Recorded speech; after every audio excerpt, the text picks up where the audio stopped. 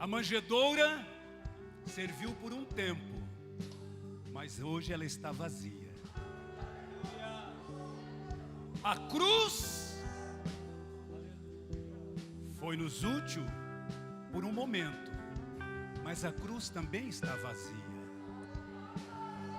O túmulo serviu para colocar o corpo dele. Eu estive lá por 2 vezes e o corpo dele não está lá. Agora preste atenção. À destra de Deus há um trono, há um assento, há um local aonde ele está. A manjedoura está vazia, a cruz está vazia, o túmulo está vazio, mas o trono está ocupado porque ele ressuscitou. Aleluia, aleluia, aleluia. Bendito é o Senhor, bendito é o Senhor. Exaltado é pra sempre, adorado é pra sempre. Ele vive, ressuscitou, ressuscitou. Você crê que Ele está aqui nesta noite?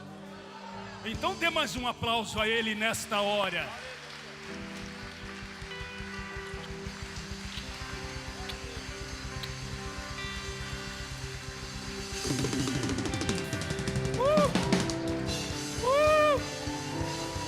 Pode aplaudir, não é para mim não, é para o Rei dos Reis e Senhor dos Senhores, entronizado entre os anjos, arcanjos, querubins e serafins. Ramanai, Relai de Calabaçu e Calabás. Aleluia, aleluia. Beijo grande, beijo grande, beijo grande. Sem demora, abra a sua Bíblia juntamente comigo. Você que está aqui presencial, você que nos acompanha através das redes sociais, aí aonde você está, na sua casa, no seu trabalho, quem sabe no seu comércio, ou quem sabe até mesmo num leito de hospital, nos acompanhando pelas redes sociais, o poder sobrenatural, miraculoso do Espírito Santo te alcançará nesta noite. Não tenha dúvidas disso, de que o poder sobrenatural do Espírito Santo vai caçar você até te encontrar nesta noite, para poder tocar na sua vida, em nome de Jesus. Abra sua Bíblia juntamente comigo. Primeira epístola do apóstolo São Pedro, no capítulo de número 4, no versículo 12 e 13, para a nossa reflexão nesta noite. Para aquele que talvez não trouxe a Bíblia Sagrada, a Palavra de Deus, acompanhe em uma das nossas telas, por favor. 1 de Pedro, capítulo de número 4, verso 12 e 13, diz assim para nós, a santa, inaudita, bendita Palavra de Deus, que não volta vazia para Ele sem antes cumprir aquilo que lhe apraz. Diz-nos assim: amados, não estranheis a ardente prova que vem sobre vós para vos tentar, como se coisa estranha vos acontecesse. Verso 13. Mas alegrai-vos no fato de sede participantes das aflições de Cristo, para que também na revelação da sua glória vos regozijeis e alegreis. E todos digam: fala comigo, Senhor. Querido Deus, a sua palavra foi lida, e esta igreja com muita propriedade adorou ao Senhor através dos louvores, através dos cânticos, através dos dízimos e das ofertas, que também fazem parte de um ato cultico, Senhor. Mas agora é momento de ouvirmos a voz do Senhor falar diretamente aos nossos corações através da sua palavra. Por misericórdia, esconda-me sobre a cruz de Cristo, que eu diminua e que o Senhor em o nome do seu Filho Jesus, seja glorificado mais uma vez, e toda a igreja diga amém. Podei-vos assentar, queridos. Presbítero Vanderlei, vice-presidente da igreja, se aproxime lá, por favor. Nós temos algumas visitas nesta noite. Quantos estão nos visitando nesta noite? Faz assim com as mãos. Você não é membro ainda, é visita. É visita. Você não é membro ainda. São visitantes. Vocês são muito bem-vindos nesta noite a esta casa, em o nome do Senhor Jesus. Eu me esqueci o seu nomezinho, querido. André. Laís. Miguel. Mas é nome de anjo guerreiro, rapaz. Que é isso? É nome forte. É nome de anjo batalhador, ó, que tem a espada, ó. Pedro. Sanguíneo? Hã? E, além desses amados, queridos irmãos que estão nos visitando, tem mais? Oh, meu Pai Celeste, aprenda. Luísa. Muito bem, que nome lindo, Luísa. Olha. Além desses amados, sim. Como é o nomezinho da senhora, querida? Me esqueci. Monique. Olha, Terezinha e Monique. Monique, parece até que nome de francesa. É bonita igual a francesa. Mas além desses queridos que nos visitam nesta noite, também nos dá honra com a visita e a presença, o nosso Frei Isaac. Se coloque em pé, querido, por favor. Ao se colocar em pé, o senhor está representando todos que o acompanham, viu? Esse jornalzinho é da nossa denominação, já é antigo, é da inauguração do templo. Aqui tem algumas curiosidades e informações acerca deste trabalho que já vai para 28 anos aqui neste lugar, neste local, nesta comunidade. Eu abraçando, não, eu me confraternizando com o Senhor, eu estou fazendo-o com todos que o acompanham nesta noite. Muito obrigado pela sua visita. Que Deus continue nele, que Deus continue lhe abençoando, abrindo-lhe as portas, as janelas, os portões, fazendo no tempo dele que a chuva temporã e serôdia caia sobre a sua vida. Viu, querido? No nome santo do Senhor Jesus, lhe capacitando, lhe orientando, lhe dando direção, através da ação poderosa do Espírito Santo de Deus, que eu creio pela fé, habita no seu coração, viu? Receba o carinho de toda a igreja, dê um abraço nele, dê um abraço, receba o carinho, o abraço da 4ª Igreja Presbiteriana Renovada de Maringá. Amicíssimo do presbítero Sérgio, da irmã Josi, Deus continue abençoando a vida de vocês. Deus é bom, igreja? Deus é bom, igreja? Pode aplaudir mais uma vez esse Deus que é bom demais? Aleluia! Glória a Jesus, glória a Jesus. Correndo um pouquinho com a palavra de Deus, porque nós temos ainda a ministração da Santa Ceia do Senhor. Quantos acompanharam hoje pela manhã o culto matinal? Quantos acompanharam? Então, obviamente, você já está inteirado do contexto da palavra. Para aqueles que não acompanharam, que estão aqui conosco, farei uma pequena introdução acerca do que nós tratamos de manhã. 1 de Pedro, capítulo 4, verso 12 e 13, conforme nós já lemos, diz: Amados, não estranheis a ardente prova que vem sobre vós, para vos tentar como se coisa estranha vos acontecesse. Mas alegrai-vos no fato de seres participantes das aflições de Cristo, para que também, na revelação da sua glória, vos regozijeis e alegreis. Hoje pela manhã nós começamos a tratar do assunto dor e sofrimento. Haja vista que, com muita propriedade, eu creio que com muita propriedade, eu tenho condições, e eu tenha condições de falar sobre isso.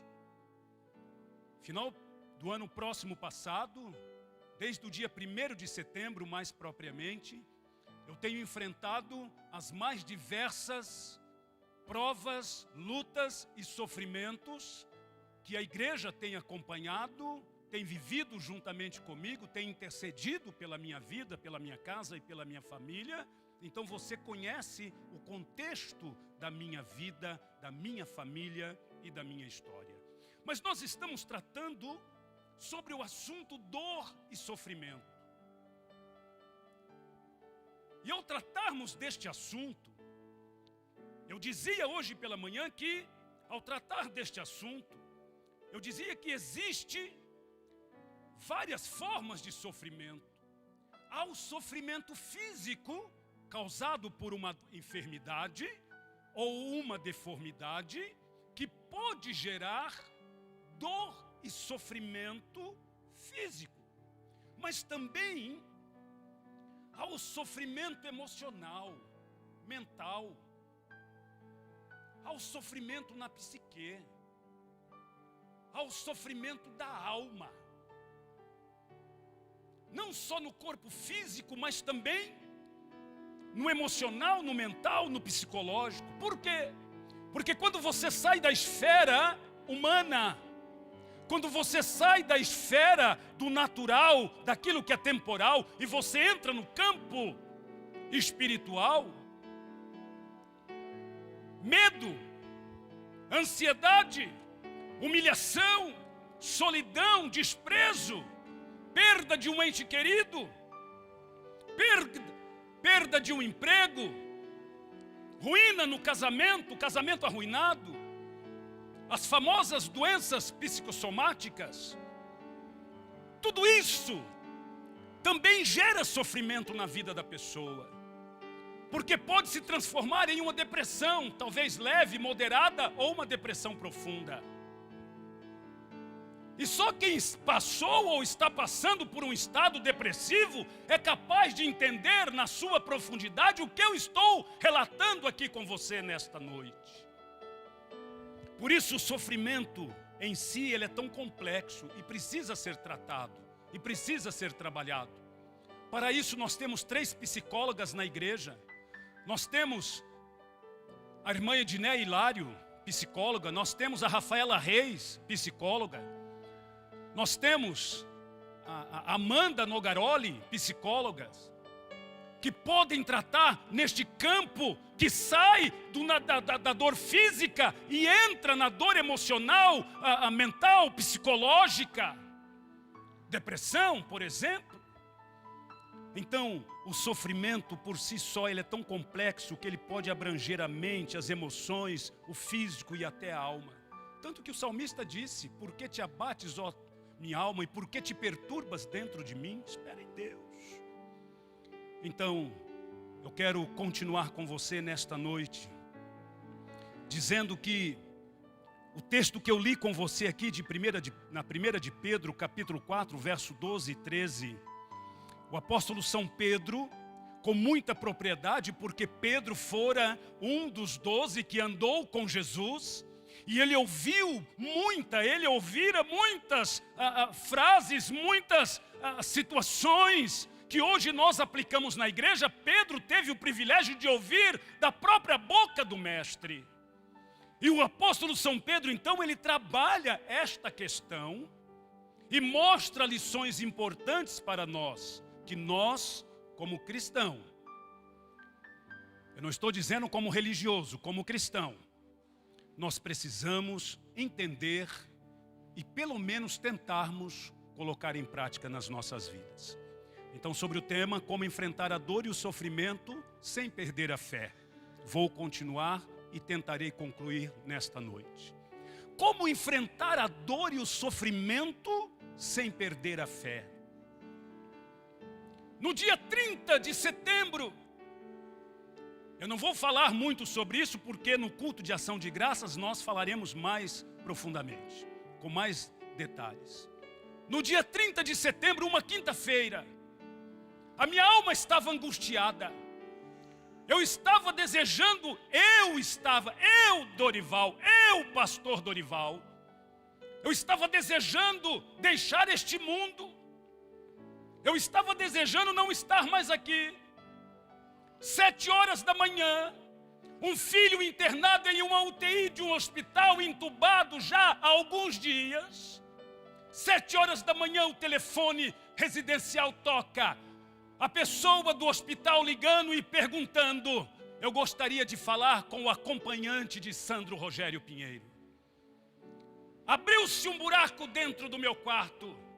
A Nilda deu de um salto, começou a gritar e a chorar.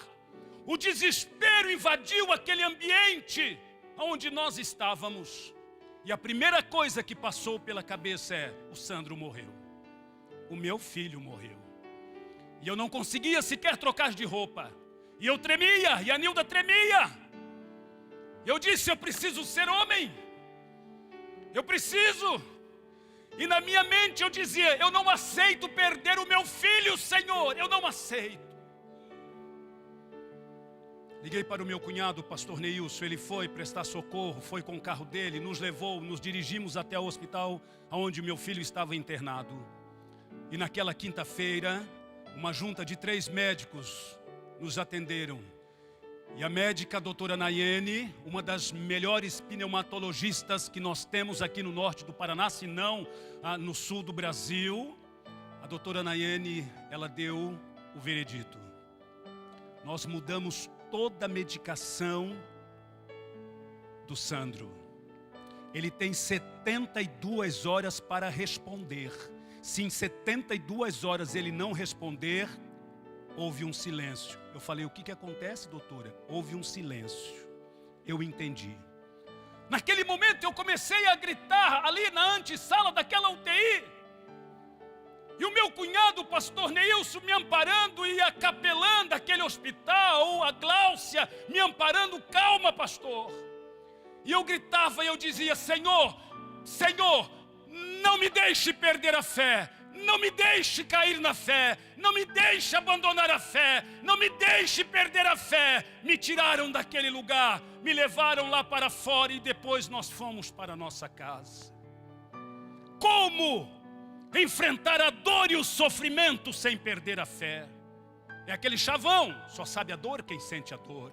Só sabe o problema quem está passando pelo problema. Só sabe o que é ter um filho drogado quem está vivendo este problema. Só sabe o que é ter um filho peralta quem está vivenciando este problema. Só sabe o que é ter um casamento arruinado quem está vivendo este problema. Só sabe o que é doença quem está enfrentando esta dificuldade.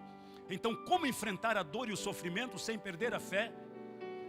Eu entendo pela epístola do Pedro, do Pedrão, muitas vezes sanguíneo, muitas vezes colérico, que carregava escondido faca, espada e tudo mais, mas um baita de um apóstolo, tremendo apóstolo. Pregou, 3.000 almas só se converteram. Pregou, mais uma tantada, 5.000 almas se convertendo, só isso. Pedrão é fora de série. Pedrão, nós vamos encontrar com ele lá no céu, lá na glória. E eu vou falar: filho, falei muito do você lá embaixo, viu? Falei muito do você lá embaixo. Dá aqui um abraço, aqui não tem corona não. Dá um abraço aqui, Pedro. Como enfrentar a dor e o sofrimento sem perder a fé? Primeiro, eu dizia hoje pela manhã, eu preciso, missionária Ana Paula, identificar qual o propósito do sofrimento em minha vida. Por quê, pastor? O prumo, o construtor, o pedreiro, quando ele vai levantar uma parede, ele coloca um prumo para a parede não sair torta. Na vida do cristão, na vida espiritual é a mesma coisa. O caminho proposto é esse. Por Deus para nós é este.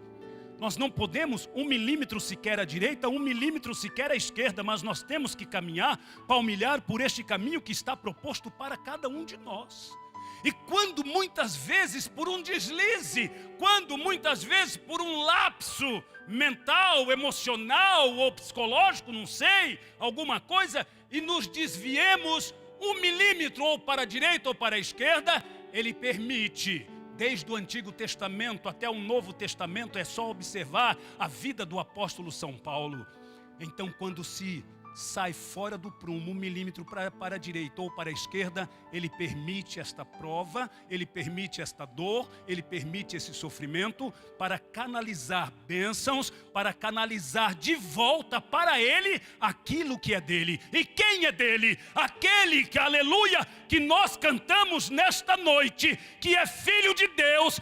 Deus, aleluia, está olhando para mim e para você, na condição de filho, na condição de filho do Deus Altíssimo. E preste atenção, eu dizia hoje pela manhã, se Ele não tem prazer na morte do ímpio, Ele vai querer que um filho dele se perca? De forma alguma. Então eu preciso identificar qual o propósito do sofrimento na vida do crente.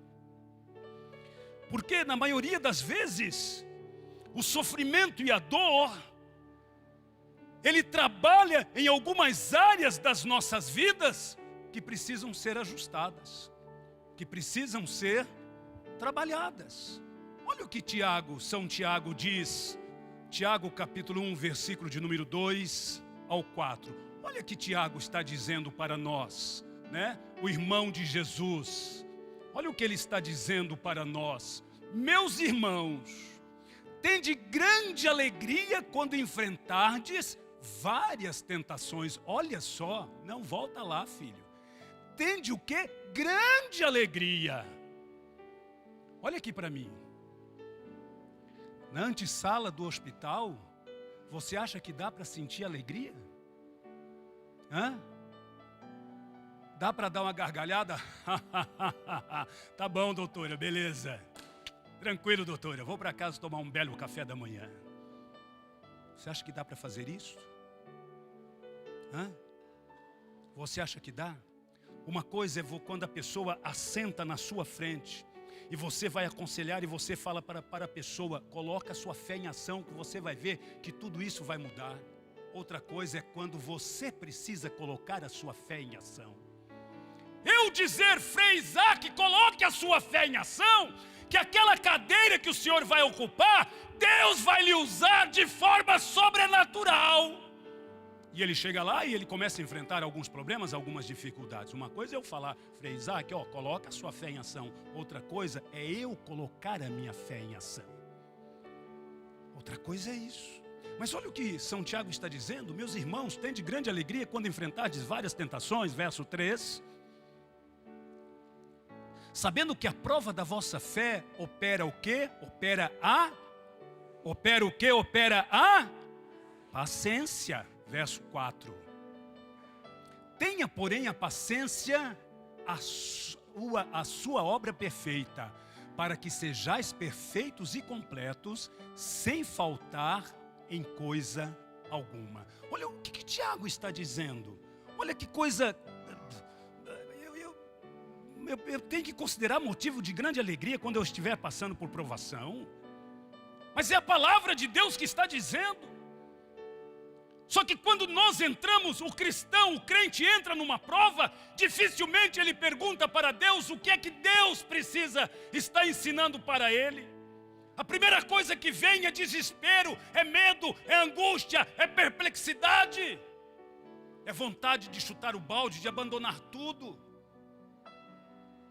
Mas Tiago está dizendo, pois vocês sabem que quando a sua fé é provada, a perseverança tem a oportunidade de crescer.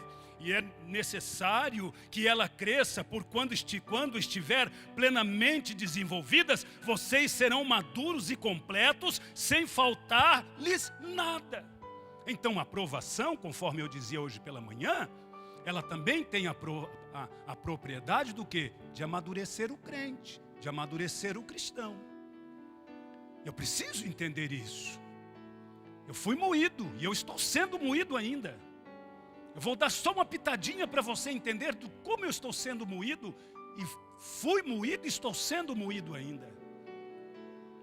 Um determinado dia, dentro do meu quarto, eu comecei a conversar com a minha esposa, evangelista Nilda. E daquela conversa pacífica, foi se tornando uma conversa mais difícil. E ela disse, você ama mais a igreja do que eu. Você se dedica mais à igreja do que a minha, a sua família.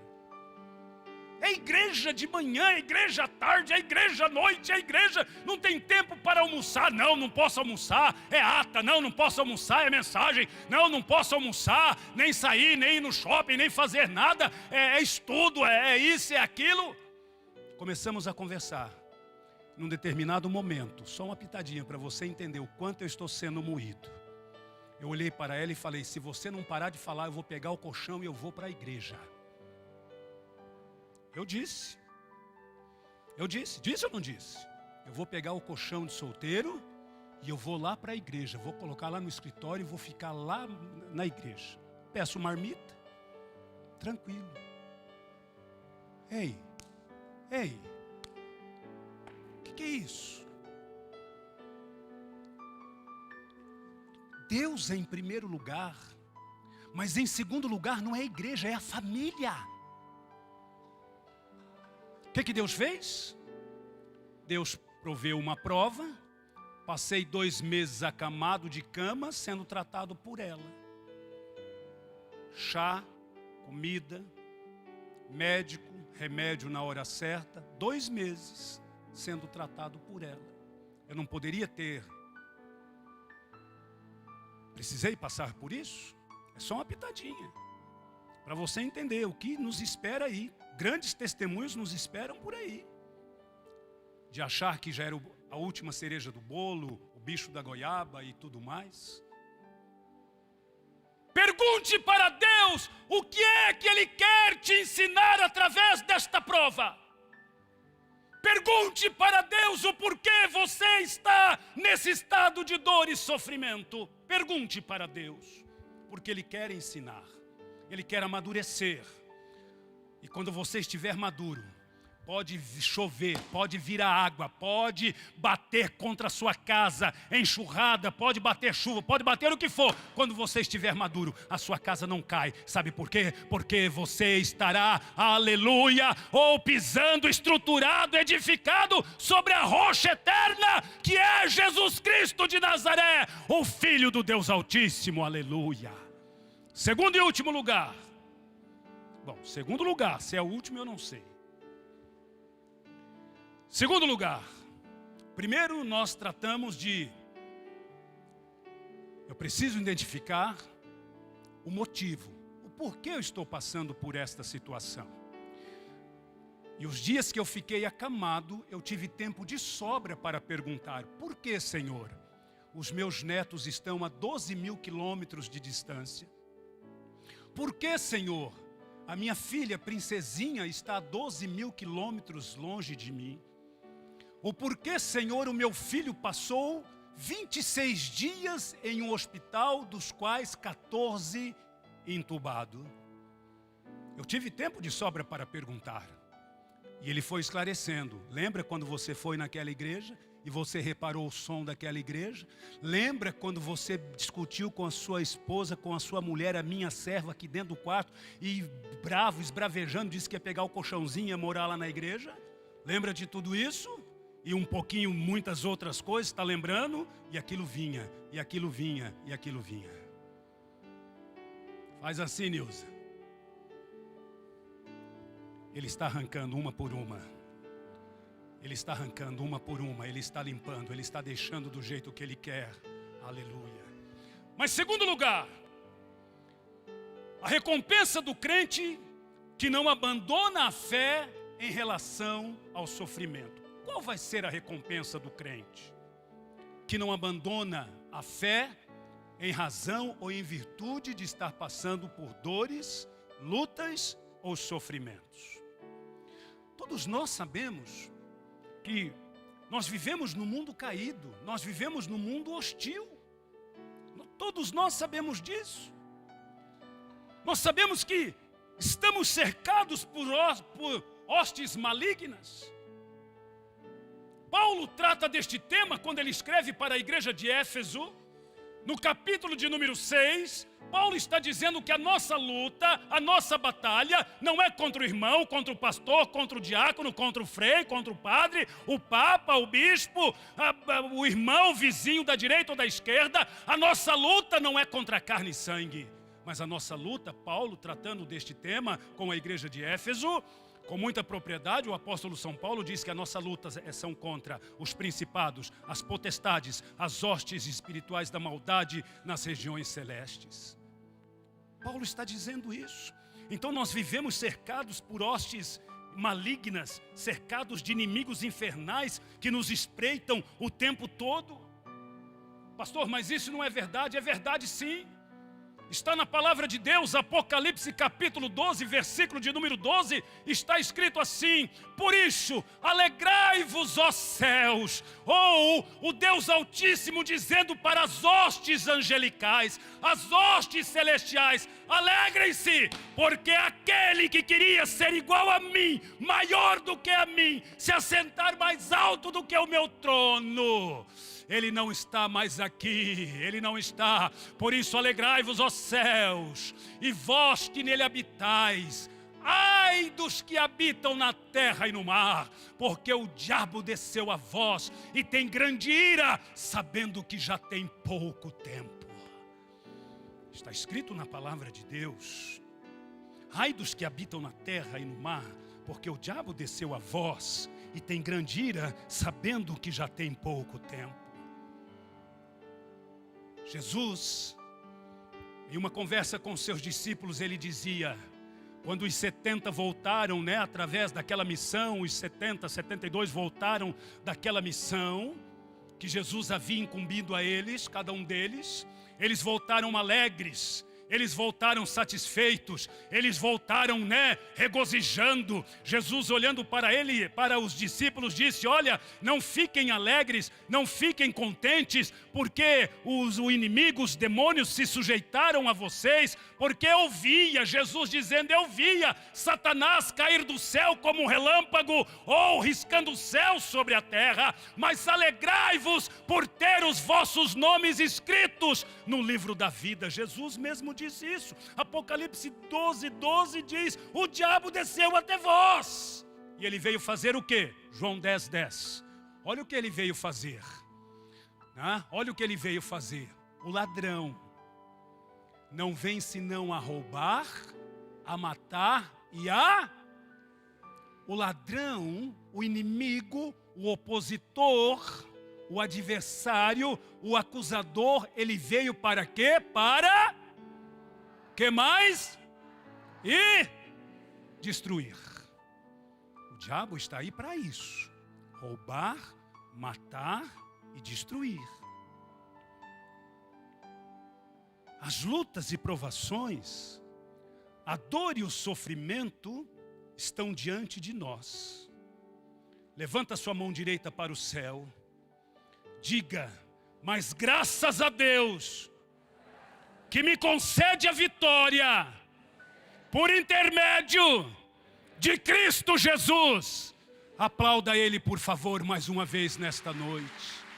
A dor, a luta, o sofrimento pode estar diante de nós. Podemos estar vivendo um momento difícil da nossa vida, mas eu vou dar graças a Deus, aleluia, porque Ele me concede a vitória por Cristo Jesus. Isso está na Bíblia, pastor? Está na segunda epístola do apóstolo São Paulo à igreja de Corinto, no capítulo 2, versículo de número 14, diz assim: e graças a Deus, que sempre nos faz triunfar em Cristo, e por meio de nós, manifesta em todo lugar a fragrância do seu conhecimento, que sempre nos faz triunfar em Cristo Jesus. Olha aqui para mim, então esta dor, então este sofrimento, este momento difícil, esta situação difícil, essa circunstância desfavorável, não é para a sua derrota, não é para a sua ruína, não é para a sua destruição, é para que o nome do nosso Deus seja glorificado através da sua vida, através da sua casa, da sua família, aleluia! É por isso. E o Pedrão, ele trabalha isso também. 1 de Pedro 1,12. Olha o que o apóstolo São Pedro está dizendo: aos quais foi revelado o quê? não para si mesmos, mas para nós. É o 12, 1:12, ok. Aos quais foi revelado o quê? Não para si mesmos, mas para nós. Eles ministravam estas coisas que agora foram anunciadas por aquele que, pelo Espírito Santo enviado do céu, vos pregar o Evangelho, para as quais coisas os anjos desejam bem atentar. Eu devo ter anotado errado, com certeza, com certeza. Meus queridos amigos, não fiquem admirados com a dura prova de aflição pela qual vocês estão passando, como se alguma coisa fora do comum estivesse acontecendo a vocês. Não fiquem, não fiquem. Por quê? Quantos são de Jesus aqui? Não fiquem perplexos, admirados com tudo isso que está acontecendo. Você é de Jesus? Tem Jesus na sua vida? Tem Jesus na sua vida? Quer viver Cristo Jesus na sua vida? Quer viver Cristo Jesus, aleluia, no seu lar, na sua família, na sua casa? 2 Timóteo capítulo 3, verso 12. Olha lá, o que Paulo está dizendo ao filho amado dele, Timóteo. 2 Timóteo 3, 12. Olha o que Paulo está dizendo. E também todos os que piamente querem viver em Cristo Jesus, esses padecerão o quê? Perseguições. Quer viver em Cristo? Quer ser de Cristo? Não tem sombra e água fresca, não. É de Cristo? Não tem sombra e água fresca. Então, como crente, eu preciso entender que as lutas e os sofrimentos não são incompatíveis com a vida cristã. Não são. Por quê, pastor? Porque o caminho que nos leva ao céu, ele é estreito, ele é apertado. O caminho que nos leva ao céu, há espinhos. O caminho que nos leva ao céu, a cruz. O caminho que nos leva ao céu, a dor. O caminho que nos leva ao céu, a sofrimento. Foi o próprio Cristo que disse: no mundo você vai ter aflição. Você vai passar por angústia, por perplexidade. Mas nada disso pode tirar o nosso foco de Jesus. Nenhuma dor, nenhum sofrimento, nenhuma circunstância desfavorável pode tirar o nosso foco de Jesus. A prioridade tem que ser Jesus. Em todo tempo tem que ser Jesus. Por quê? Porque se eu abrir mão da fé, olha o que eu vou perder se eu abrir mão da fé. Romanos capítulo 8, verso 18. Paulo escrevendo à igreja que estava em Roma, aos romanos. Olha o que ele diz, 8,18. Porque para mim tenho por certo que as aflições deste tempo presente não são para comparar com a glória que em nós há de ser revelada. Então eu não vou murmurar, então eu não vou reclamar, não. E eu tenho que entender o que a palavra está dizendo para mim. Por quê, pastor? Porque no céu,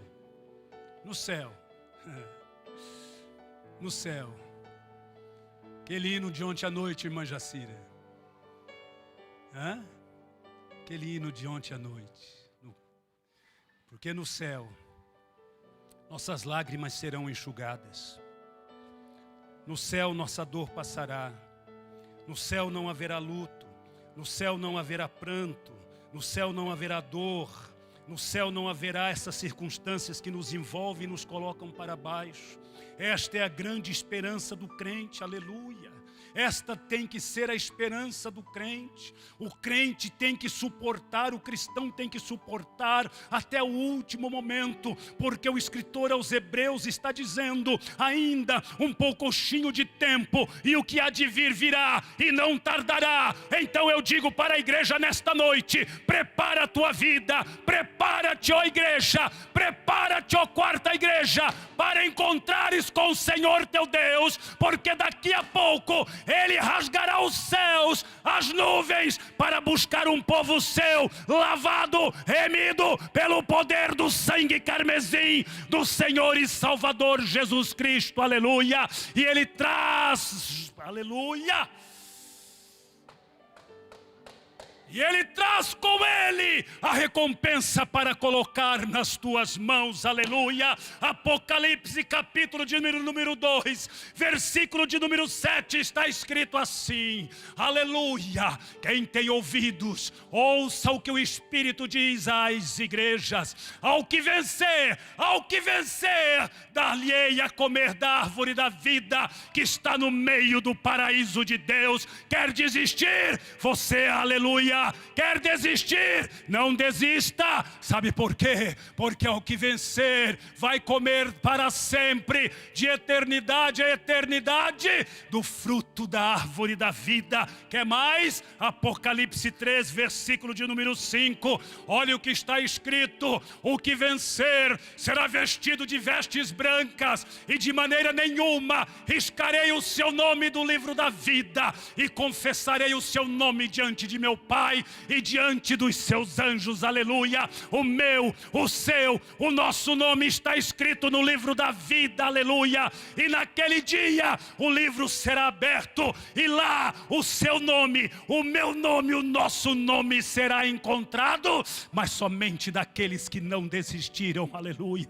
Então não desista. Mas tem mais, pastor, para acabarmos. Apocalipse capítulo 3, versículo 21, olha o que ele está dizendo: ao que vencer, lhe concederei que se assente comigo no meu trono, assim como eu venci e me assentei com meu Pai no meu trono, aleluia.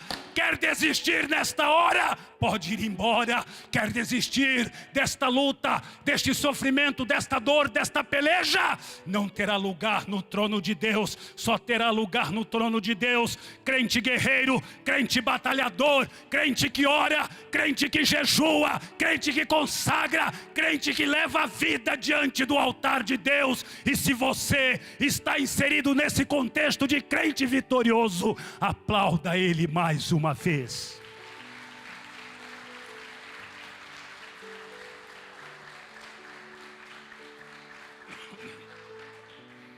Para terminarmos este segundo tópico, quem é que fez essas promessas para nós? Quem é que fez?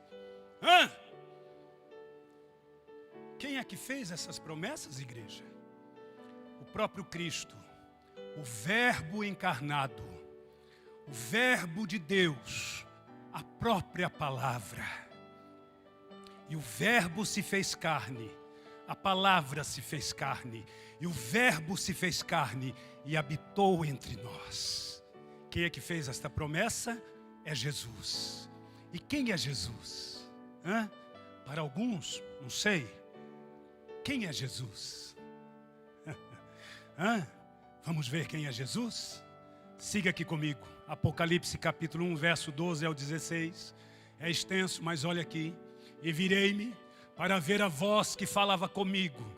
E virando-me vi 7 castiçais de ouro, se referindo aos 7 Espíritos de Deus.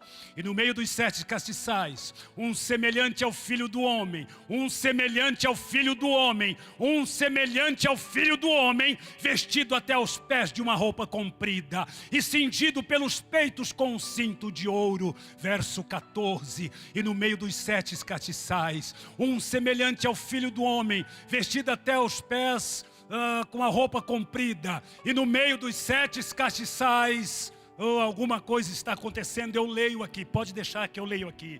E virei-me para ver quem falava comigo, e virando-me vi 7 castiçais de ouro, e no meio dos 7 castiçais de ouro, um semelhante ao Filho do Homem, vestido até aos pés de uma veste comprida, e cingido pelo peito com um cinto de ouro, e a sua cabeça e cabelos eram brancos como lã branca, como a neve, e os olhos como chama de fogo, e os seus pés semelhantes a latão reluzente, como se tivesse sido refinado numa fornalha, e a sua voz como a voz de muitas águas. E ele tinha na sua destra 7 estrelas, e da sua boca saiu uma aguda espada de 2 fios, e o seu rosto era como o sol quando na sua força resplandece. Isso é Jesus. Ele está vindo buscar a sua igreja. Este é Jesus que está voltando para buscar a sua igreja. Este é Jesus que está vindo para buscar você, meu irmão, minha irmã, que está suportando esta luta, esta aflição. Sabe quem Ele é? Ele é Jesus, o Cristo, o Filho de Deus. E sabe o que mais? Apocalipse 19:16. Olha lá, e no manto, e na sua coxa tem escrito este nome: Rei dos Reis e Senhor dos Senhores. Aleluia! Este é o Filho de Deus, que dá graça para você, para mim, para nós nesta noite enfrentarmos esta prova, enfrentarmos esta luta, esta provação. Olha aqui para mim. Vou encerrar esse segundo tópico. Olha aqui para mim. Muitas coisas ficaram para trás. Olha aqui para mim. Não desista. Não desista. Aquele que tem escrito no seu manto: Rei dos Reis e Senhor dos Senhores. Ele está voltando. Ele está vindo. Você consegue ouvir o som, o barulho? Você consegue ouvir? Consegue ouvir? Ele está voltando. Para quê? Para quê? Para que Ele está voltando? Para que, igreja? Eu estou fazendo uma pergunta. Para que Ele está voltando? Para quê? Para tomar chá gelado? Para tomar sorvete no Gebom, no Gela-boca? É isso? Tem alguém aqui comigo nessa noite? Tem alguém aqui? Jesus está voltando. Para que, igreja? Para buscar quem? A igreja. E quem é a igreja? Somos nós. Então Ele está voltando para nos buscar. Feche os teus olhos, curve a sua fronte. Os oficiais aqui à frente comigo, por favor. Ele está voltando para buscar a sua igreja. Querido Deus, antes de ver esta promessa se cumprir na vida dele, se você tem promessa de Deus, você não vai descer à sepultura antes da promessa dele se cumprir, porque se Deus falou, Ele está velando sobre a palavra dele para se cumprir. Então tira isso da sua cabeça, esta doença, este mal, este problema, esta situação, isso aí não é nada para Deus, é como um risco na água. E nesta noite Deus manda dizer a você: ei, ei, ei, eu ainda sou Deus e sempre serei. Ei, eu estou aqui para agir, para atuar, para fazer, para operar sobre a sua vida. Você crê nisso? Palavra, receba uma palavra de Deus hoje para você. Se você tem uma palavra, se agarre nela e vai, porque quem garante a palavra é Cristo Jesus. Quem garante para mim e para você, a minha Bíblia, a sua Bíblia, fala assim que Ele vela pela palavra dele para que ela se cumpra na minha e na sua vida. Ei, talvez eu tô pegando para pessoas aqui que você tá numa peleja e Deus manda te dizer: e continua pelejando. Talvez você está em casa, você está numa peleja.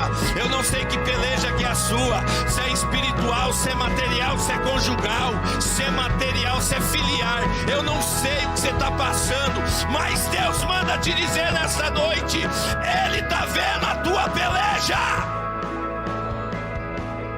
Minha, na sua, nas nossas vidas. É preciso que nós, na sua ótica, na sua visão, o que isso pode deflagrar, o que isso pode causar no seio da família.